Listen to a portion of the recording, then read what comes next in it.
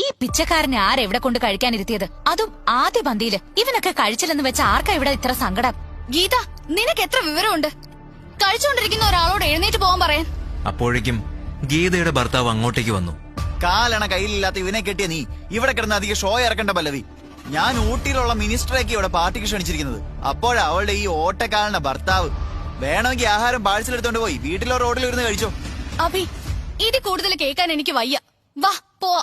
പല്ലവി അതും പറഞ്ഞ് അവിടുന്ന് പോയി. അഭിയും ഒന്നും അവരോട് പറയാതെ അവളുടെ പുറകെ അവിടുന്ന് പോയി. അവിടെ കൂടിയിരുന്നവർക്ക് സംസാരിക്കാൻ ഒരു വിഷയം കിട്ടി. ആരാണിവൻ? അതൊന്നും പറയണ്ട സാർ. അവളുടെ അനിയത്തി പല്ലവിയുടെ ഭർത്താവാ. എന്തോന്ന്? ഒരു 500 കോടി സ്വത്തെങ്കിലും ആ പെങ്കൊച്ചിന്റെ പേരിൽ കാണില്ലേ? അങ്ങനെയുള്ള ആ കുട്ടിയെ ഈ പിച്ചക്കാരൻ തിണ്ടിക്ക് എങ്ങനെ കെട്ടിച്ചു കൊടുക്കാൻ മനസ്സ് വന്നു? അതൊന്നും പറയാതിരിക്കുന്നത് നല്ലത്. അപ്പോഴേക്കും അങ്ങോട്ടേക്ക് സൈറൺ മുഴക്കി മിനിസ്റ്ററുടെ കാർ വന്നു നിന്നു. അതിൽ നിന്നും തന്റെ ബ്ലാക്ക് കാറ്റ്സ് അകമ്പടിയോടെ മിനിസ്റ്റർ ഇറങ്ങി. ഗീതയും ഭർത്താവും ചേർന്ന് അദ്ദേഹത്തെ അങ്ങോട്ടേക്ക് സ്വീകരിച്ചു. അവരോട് സംസാരിച്ചു നിൽക്കുന്നതിനിടയ്ക്ക് അദ്ദേഹത്തിന്റെ ശ്രദ്ധ പെട്ടെന്ന് എന്തോ കണ്ട ഒരിടത്തേക്കായി. എന്താണ്? മിനിസ്റ്റർ കൂടുതൽ അടുത്തേക്ക് ചെന്നതും ആരുടെയും കാഴ്ചയിൽ പെടാതെ അഭിമന്യു അവിടുന്ന് മാറുന്നതാണ് കണ്ടത്. അദ്ദേഹം അഭിയുടെ കയ്യിൽ കയറി പിടിച്ചു. സർ, നിങ്ങളെന്താ ഇവിടെ? അതും ഈ കോലത്തിൽ? ഞാൻ എത്ര കാലമായി നിങ്ങളുടെ ഒരു അപ്പോയിന്റ്മെന്റിനായി നടക്കുന്നു. എനിക്കിത് വിശ്വസിക്കാനാവുന്നില്ല. ഒരു സർ